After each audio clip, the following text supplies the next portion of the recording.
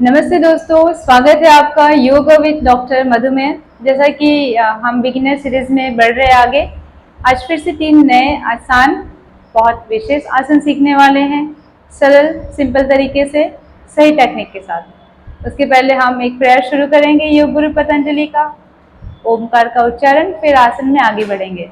चलिए पहले प्रेयर करते हैं। इनहेल एक्सेल, एक deep breathe in breathe out कीजिए, फिर प्रेयर करेंगे। इनहेल एक्सेल, योगेन चित्तस्य पदेन वाचां मलं शरीरस्य च वैद्यकेन योपाकरोतं प्रहरं मुनीनां पतञ्जलिं प्राञ्जलिरानतोऽस्मि। पतञ्जलिं प्राञ्जलिरानतोऽस्मि। Relax your breath, take a normal breath and take a deep inhalation. Inhale, Omkar का उच्चारण करेंगे।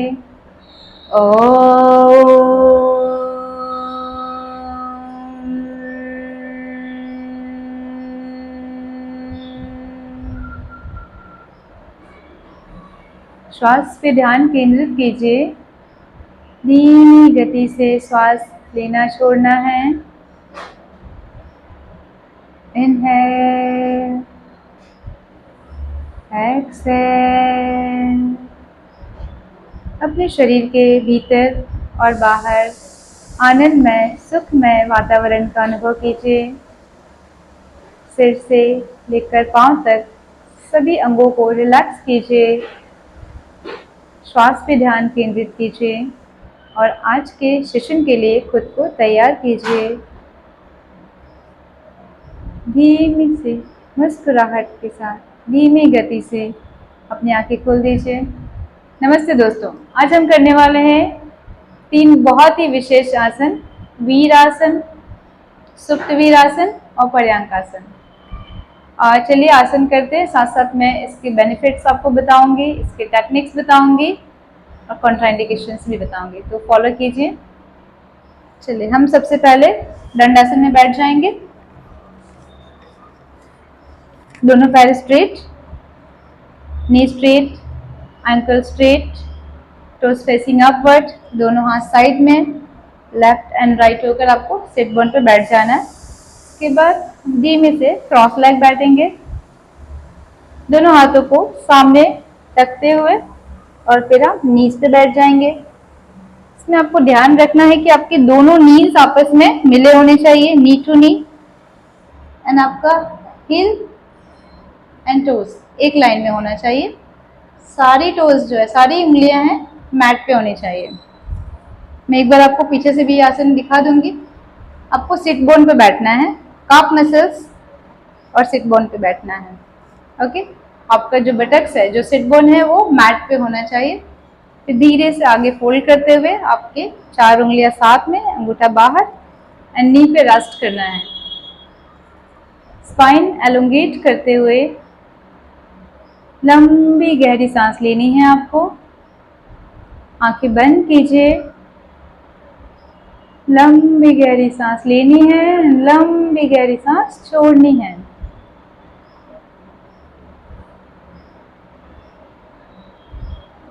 इस आसन में आप 3 से 4 ब्रीथ रुकिए।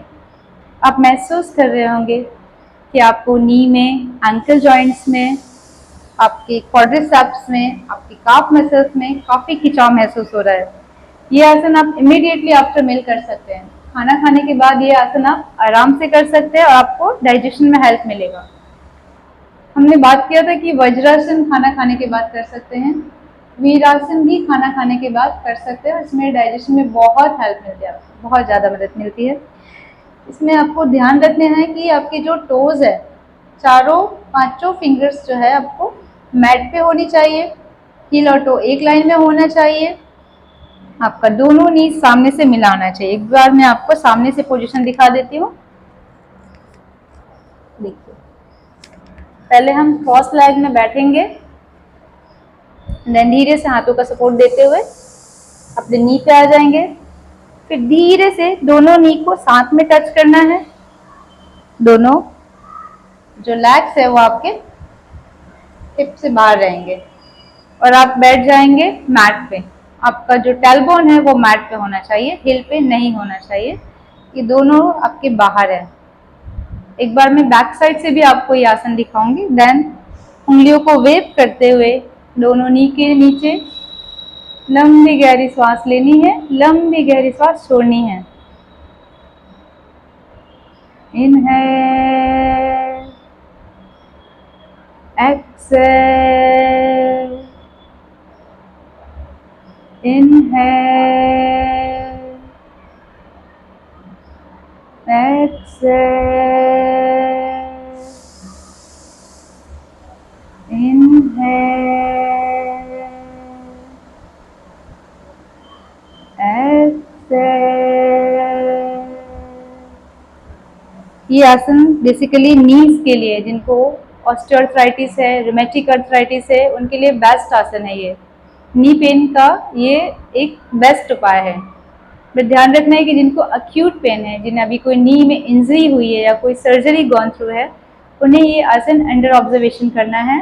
अदरवाइज नी के लिए, नी पेन के लिए ये बेस्ट आसन है। आप देख रहे होंगे कि नीज जो आपकी कंप्लीटली फ्लैट्स हो गई हैं। जब नीज कंप्लीट फ्लैट्स है तो यहाँ पे जो भी सर्कुलेशन है वो बहुत प्रॉपर तरीके से होती है।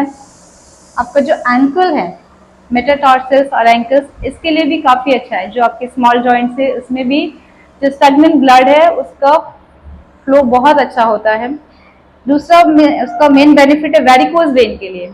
जो भी एथलीट्स है या स्पोर्ट्स पर्सन है या जिनको बहुत टाइम तक स्टैंडिंग पोजीशन में काम करना पड़ता है, जो भी शॉपकीपर है या मॉल्स में काम करते हैं या जो टीचर है बाय प्रोफेशन, उनको वेरिकोज वेन की प्रॉब्लम आती है। तो आप देखते हैं कि आपके काफ मसल्स आपके अच्छे से स्ट्रेच हो रहे हैं, तो काफ मसल्स में आपका सर्कुलेशन इंप्रूव होता है। दूसरा, आपकी क्वाड्रिसेप्स पे भी अच्छा खासा खिंचाव महसूस हो रहा है, तो आपकी जो क्वाड्रिसेप्स है वो टोन होते हैं, स्ट्रॉन्ग बनते हैं।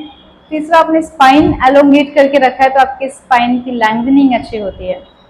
आपको नी कर्व करके ऐसे रखना है, दोनों हाथ स्ट्रेट, गर्दन सीधी, एंड श्वासों पे ध्यान रखना है।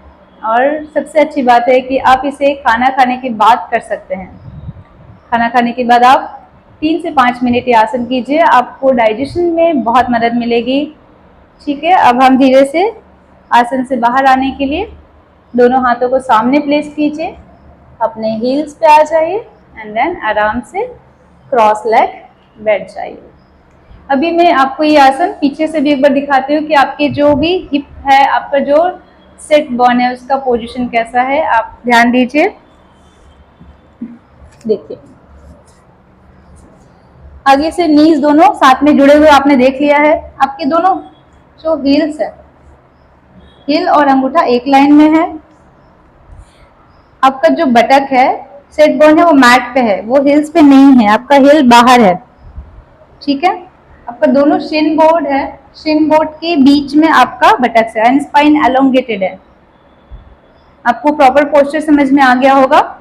ध्यान रखना है कि आगे से दोनों नी आपस में जुड़े होने चाहिए।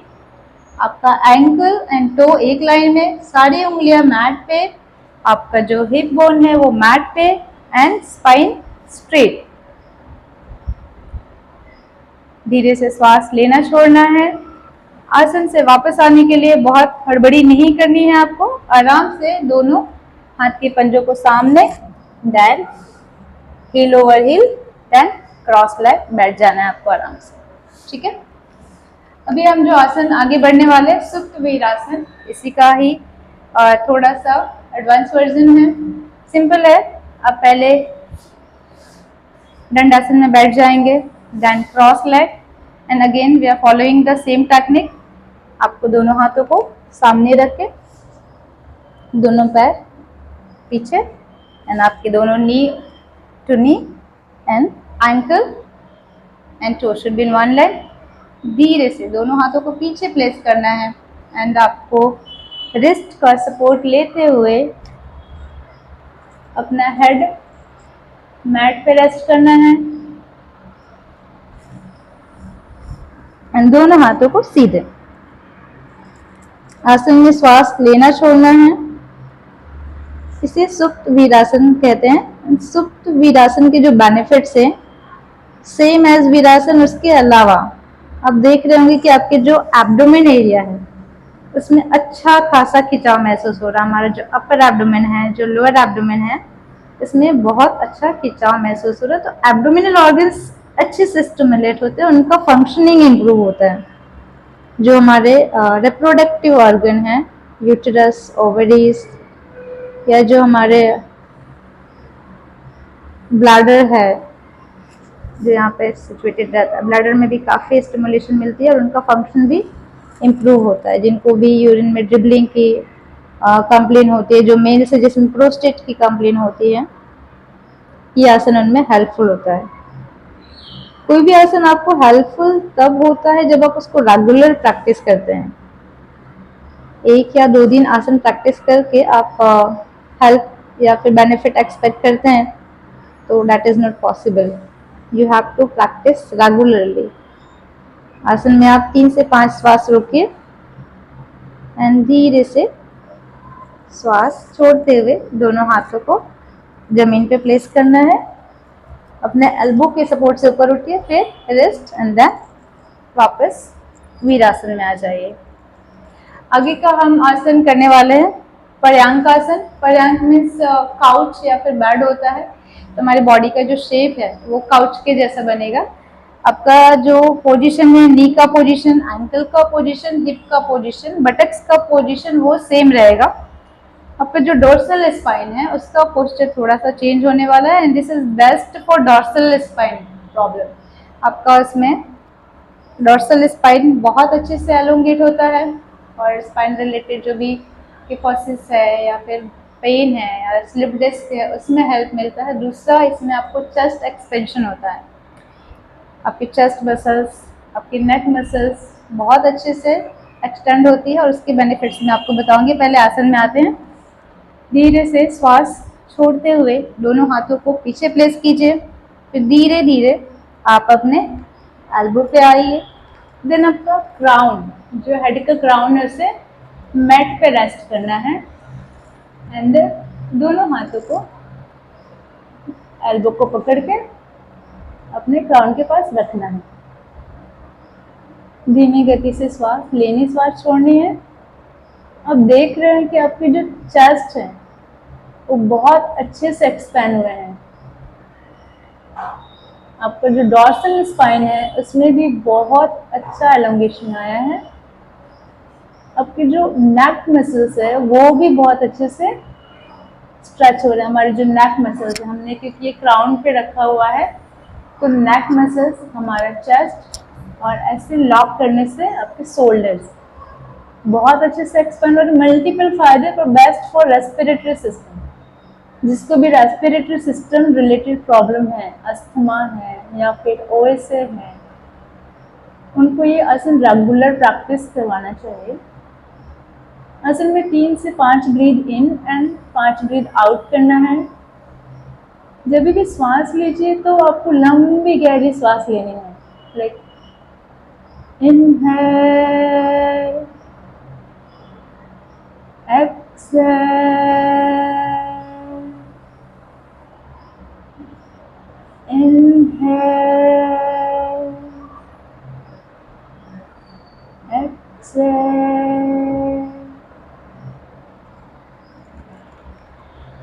इस आसन में सबसे पहले आप हेड रेस्ट करेंगे एंड देन एल्बो के सपोर्ट से आप थोड़ा सा उठने की कोशिश कीजिए। फिर आपके रिस्ट का सपोर्ट देना है एंड देन धीरे से वीरासन में आ जाना है। एंड वीरासन से कैसे आना है आपको मैंने समझाया है। दोनों हाथों को forward and then head forward and दोनों नीज को क्रॉस करके तो बैठ जाना है। फिर आप दंडासन में आ जाइए, फिर relax position. This is sitting relax done. आज के जो तीनों आसन किए हैं उनका बहुत ही ज़्यादा महत्व है। सभी आसन का अलग अलग बेनिफिट है जो मैंने आपके साथ ऑलरेडी डिस्कस किया हुआ है। हमने पहले किया वीरासन। Virasana is best for knee pain. जिसको भी अर्थराइटिस है, रिमेटिक अर्थराइटिस है, नी पेन है, उनको ये आसन मस्ट है। उनको ये आसन रेगुलर 3 से 5 मिनट प्रैक्टिस करना चाहिए, 3 to 5 मिनट।